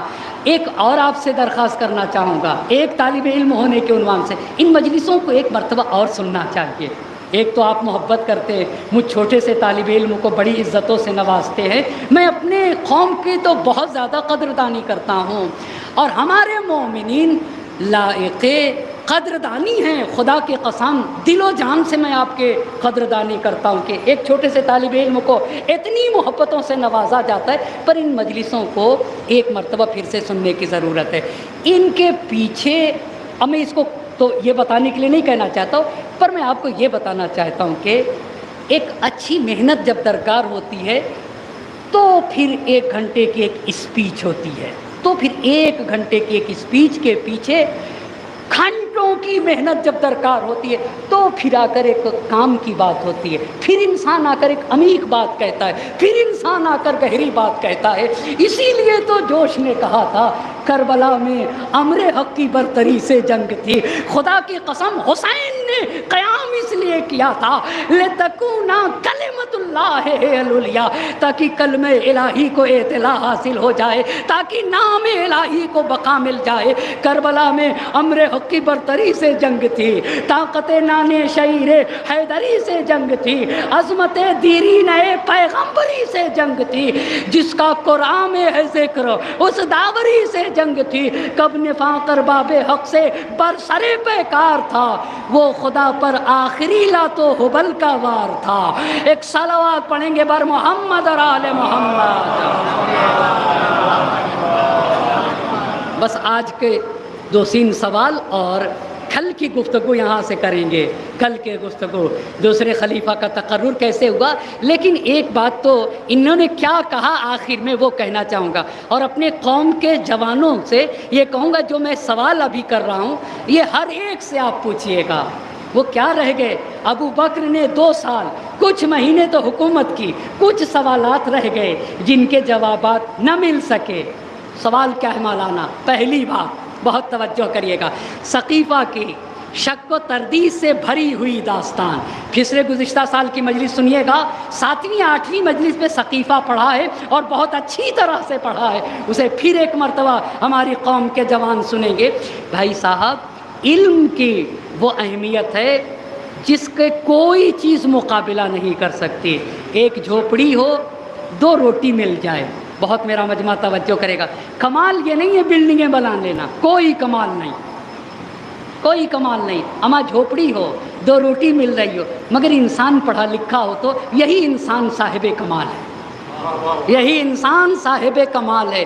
آپ کو پتہ ہے سونے کے لیے گھر نہ ہو، مدرسے میں جانے کے لیے بچوں کے جانے کے لیے بیگ نہ ہو، اما کتاب ہو پنی میں رکھ کے بچہ اسکول میں لے جائے، یہ اس کے ہاتھ چومنے چاہیے، اس کی پیشانی کا بوسہ دینا چاہیے۔ کیوں؟ اس لیے کہ یہ اپنے آپ کو زندگی دے رہا ہے، یہ آگے چل کے حیات بانٹے گا، یہ حیات حاصل کر رہا ہے۔ جتنا انسان کے پاس علم ہے وہ اتنی ہی زندگی ہے، اور جتنی جہالت ہے اتنی ہی مردگی ہے۔ یہ بہت بڑی پوائنٹ ہے، بہت بڑا۔ بس پہلی بات، ثقیفہ کے شک و تردید سے بھری ہوئی داستان، پورے ثقیفہ کی اما ایک حدیث بیان نہیں کی، نہ حضرت ابو بکر نے بیان کی، نہ انصار نے بیان کی۔ کہہ دیتے نا کہ رسول خدا نے ہم کو جانشین بنایا تھا، صرف یہ کہتے رہے کہ حاکم قریش سے ہوگا، وہ کہتے رہے نہیں حاکم انصار ہوں گے، صرف قبیلے کی۔ بھائی صاحب، الہی رہنما خاندان کی بنیاد پر بنے گا یا الہی معیار کی بنیاد پر بنے گا؟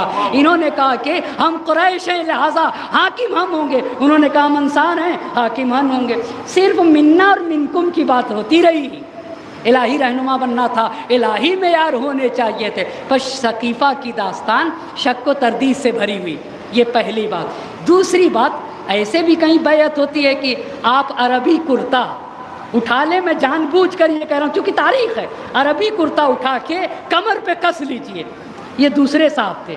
آگے آگے چلیے، جو راستے میں مل جائے اسے گھسیٹتے ہوئے لا کر ہاتھ پہ رکھ دیجئے۔ یہ کون سی بیعت ہے بھائی صاحب؟ یہ کون سی؟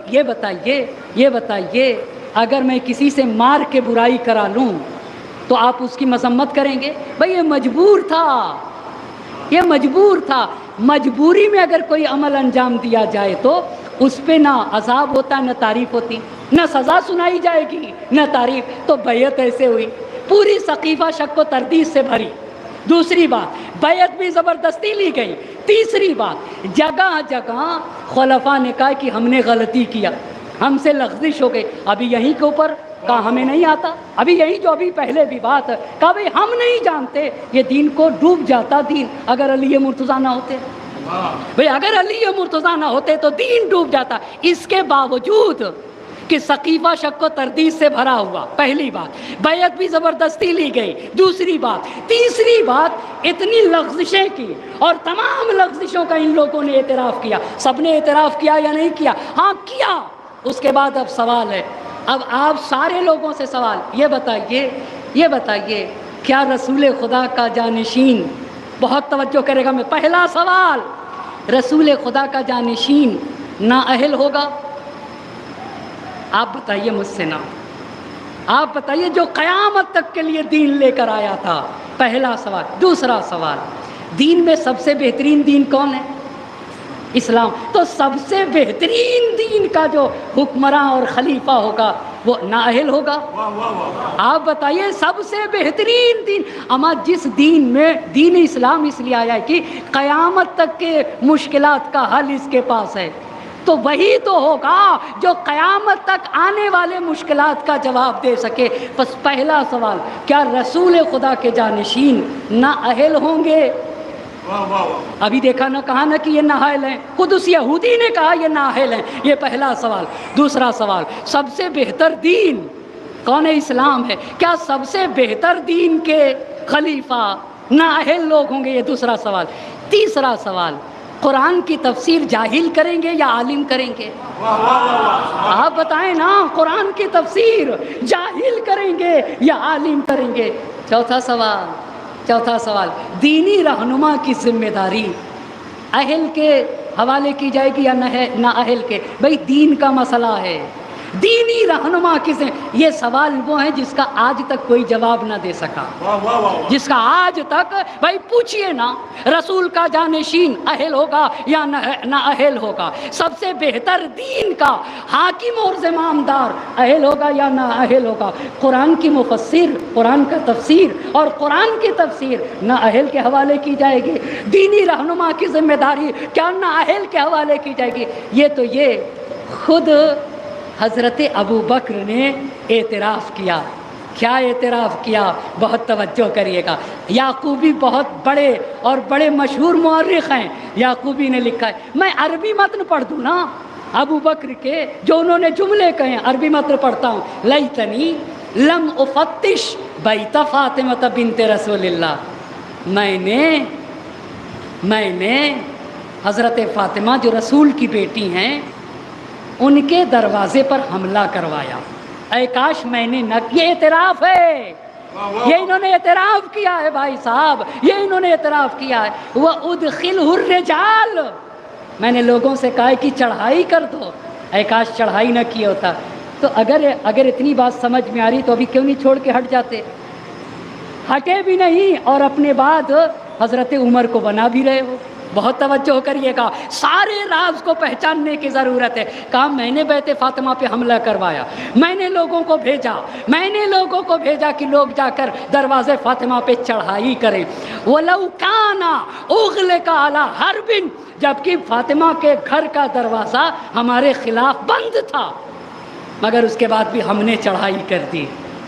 اور اتنے مرحلے کے بعد اب انہوں نے عثمان کو بلایا اور عثمان کے بعد اپنی وصیت، یہیں سے ہماری گفتگو، کل کی گفتگو یہیں سے شروع ہو جائے گی انشاءاللہ المستعان۔ مگر عزیزان محترم، یہ ماہ اذا ہے، یہ ماہ محرم ہے، یہ ماہ گریہ و بکا ہے، یہ سید الشہداء کی مظلومیت پر آنسو بہانے کے دن ہیں، آنسو بہانے کے دن ہیں، آنسو بہانے کے دن ہیں۔ حسین پہ رو، حسین کے اصحاب پہ رو۔ علماء کہتے ہیں کہ دیکھو ایسا نہ ہو محرم میں کہ جب دوسرا مصائب پڑھے تب ہی رونا آئے۔ کبھی تم اپنے گھر میں رات کی تاریکی میں، رات کے سناٹے میں، جب تمہارے بیوی بچے ہوں، اور اپنی نظر، تمہاری نگاہ تمہارے بیوی بچوں پہ پڑھے تو 2 جملے حسین کے مصائب پڑھ کے گھر کی تاریکی میں آنسو بہایا کرو۔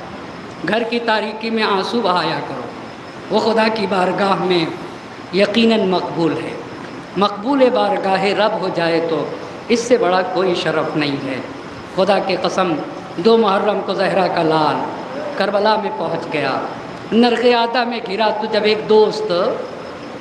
ایک دوست مشکل میں گرفتار ہوتا ہے تو اسے اپنا دوست یاد آتا ہے۔ حسین کو حبیب یاد آئے۔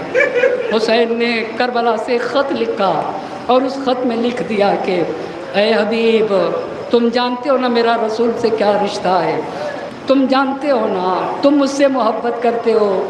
اے حبیب، میں نرغ عادہ میں گر گیا ہوں، حبیب دیکھو اگر ہو سکے تو مجھ حسین کی نصرت کو آ جاؤ۔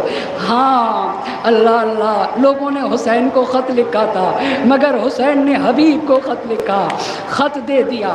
دینے کے بعد حسین کا برید ڈاکیا چلا، حبیب کے دروازے پہ پہنچ گیا، ایک مرتبہ دستک دی۔ حبیب اپنے شریک حیات کے ساتھ کھانا کھا رہے تھے، ایک مرتبہ کہا کون؟ کانا برید الحسین، میں حسین کا نمائندہ ہوں۔ ایک مرتبہ دروازہ کھول دیا، یہ حسین کا خط ہے، حبیب نے میرے آقا نے مجھے لکھا ہے۔ خط کو کھول دیا، میرے آقا کی تحریر ہے، آنکھوں سے لگا لیا، چومنے لگے۔ ایک مرتبہ شریک حیات نے کہا حبیب کس نے بلایا ہے؟ میرے حسین نے بلایا ہے، حسین نے لکھا ہے کہ میں نرغ عادہ میں گر چکا ہوں، اے حبیب اگر ہو سکے تو میری نصرت کو آ جاؤ۔ خدا کی قسم کلیجہ منہ کو آتا ہے۔ زوج حبیب نے کہا پھر ارادہ کیا ہے؟ حجرکم اللہ۔ ظہور نے حبیب نے کہا کہ ماحول پورا شوب ہے، ماحول میں چلا جاؤں گا تو میرے بچے یتیم ہو جائیں گے، میں تمہارے سر سے میرا سایہ اٹھ جائے گا۔ تو زوج حبیب نے کہا اے حبیب ارے انہیں نہیں دیکھتے ہو، ان کے بارے میں رسول خدا نے فرمایا ہے یہ جوانان جنت کے سردار ہیں۔ اے حبیب آپ نصرت حسین کو جاؤ۔ جب حبیب نے دیکھ لیا کہ میری بیوی کا ایمان سچا ہے، ایک مرتبہ حبیب جانے لگے تو زوج حبیب نے کہا ایک شرط ہے، ایک شرط پہ جانا ہوگا۔ کہا شرط کیا ہے؟ کہا شرط یہ ہے نا جب میرے آقا کی خدمت پہ پہنچیے گا قبل یدیہ انی نیابۃ نبی، اے حبیب حسین کی خدمت پہ پہنچیے گا میری نیابت میں میرے آقا کا ہاتھ چوم لیجئے گا اور میرا سلام میرے آقا کو کہہ دیجئے گا۔ حبیب نے غلام سے کہا گھوڑا لے کے پہنچو، غلام گھوڑا لے کے پہنچا، انتظار کر رہا تھا۔ کیا دیکھا غلام گھوڑے سے کہہ رہا تھا اے گھوڑے گھبرا نہیں، اگر میرا آقا حبیب نہ آیا میں تجھ پہ سوار ہو کے حسین کی نصرت کو جلوں گا۔ حبیب نے سر پہ ہاتھ مار لیا، ہائے میرے حسین پہ ایسا وقت آ گیا، ارے غلام قربانی کے لیے تیار۔ حبیب گھوڑے پہ سوار ہوئے، غلام سے کہا تجھے راہ خدا میں آزاد کرتا ہوں۔ غلام نے کہا یہ ہو نہیں سکتا، اپنا کام تھا مجھے ساتھ رکھے رہے، مگر اب نصرت حسین کا مسئلہ آیا میں بھی ساتھ چلوں گا۔ اجرکم اللہ، حسین اللہ کسی غم میں نہ رلائے، میں بھی ساتھ چلوں گا۔ ایک مرتبہ حبیب نے گھوڑے کو ایڑ لگا لے، ادھر حسین انتظار کر رہے تھے، اے میرے ساتھیوں میرے بچپن کا دوست حبیب آ رہا ہے۔ حبیب آئے، ایک مرتبہ خیمے میں حبیب کے آنے کی آواز پہنچی۔ زینب نے پوچھا اے فضہ ارے کون آیا؟ بھیا کے دوست حسین آقا کے دوست حبیب آئے۔ اے فضہ حبیب کو ہمارا سلام پہنچا دو۔ ایک مرتبہ حبیب کو سلام پہنچا، سر پیٹ لیا، خاک کربلا اپنے چہرے پہ ڈالنے لگے۔ ہائے وہ وقت آ گیا، سیدانیاں ہم غلاموں کو سلام کہلوائے، اور جب حبیب میدان جہاد میں آئے، جنگ کرتے کرتے زمین پہ گرے نا، ایک مرتبہ راوی نے کہا بان الانکسار وجا وجہ الحسین، حسین کے چہرے پہ شکستگی کے آثار نمایاں تھے، اور حسین کہہ رہے تھے میرے بچپن کے ساتھی چلے گئے۔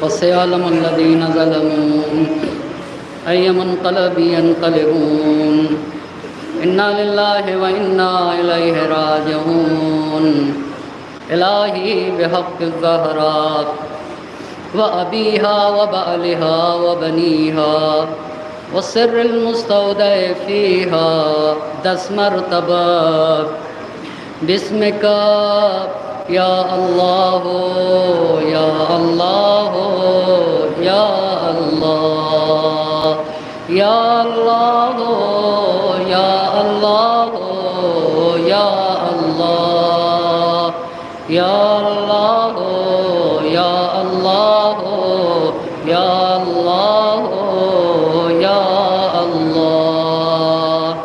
معبود تجھے واسطہ ہے محمد اور آل محمد کا، ہماری اس مختصر سی عبادت کو اپنی بارگاہ میں قبول فرما، ہمارے ناسوں کو رمال زہرا میں جگہ عنایت فرما۔ معبود حاضرین مجلس کی تمام حاجات شرعیہ کو پورا فرما۔ معبود ہمیں جو بیمار انہیں شفائے کامل و عاجل عنایت فرما، ہمیں جو مقروض ہیں ان کے قرض کو ادا فرما۔ معبود ہمیں جو بے اولاد ہیں انہیں صاحب اولاد بنا دے۔ معبود ہمیں جو حج و زیارات کے مشتاق ہیں انہیں حج و زیارات کے شرف سے مشرف فرما۔ ہم میں سے جن کے والدین کا سایہ ہمارے سروں سے اٹھ چکا ہے، معبود ان کے چھوٹے بڑے گناہوں کی مغفرت فرما۔ ہم میں سے جن کے والدین کا سایہ ہمارے سروں پہ باقی ہے، صحت و سلامتی کے ساتھ طول عمر مرحمت فرما۔ معبود ہمیں سید الشہداء حضرت ابا عبداللہ الحسین علیہ السلام کی بہتر سے بہتر عزا منانے کی توفیق مرحمت فرما۔ مظلومین کی حمایت فرما، ظالمین کو نیست و نابود فرما دے۔ وقت کے امام کو ہم سے راضی و خوشنود فرما، ان کے ظہور میں تعجیل فرما، اور ہمیں ان کے اعوان و انصار میں شمار فرما۔ ربنا تقبل منا انک انت السمیع العلیم۔ ماتم حسین۔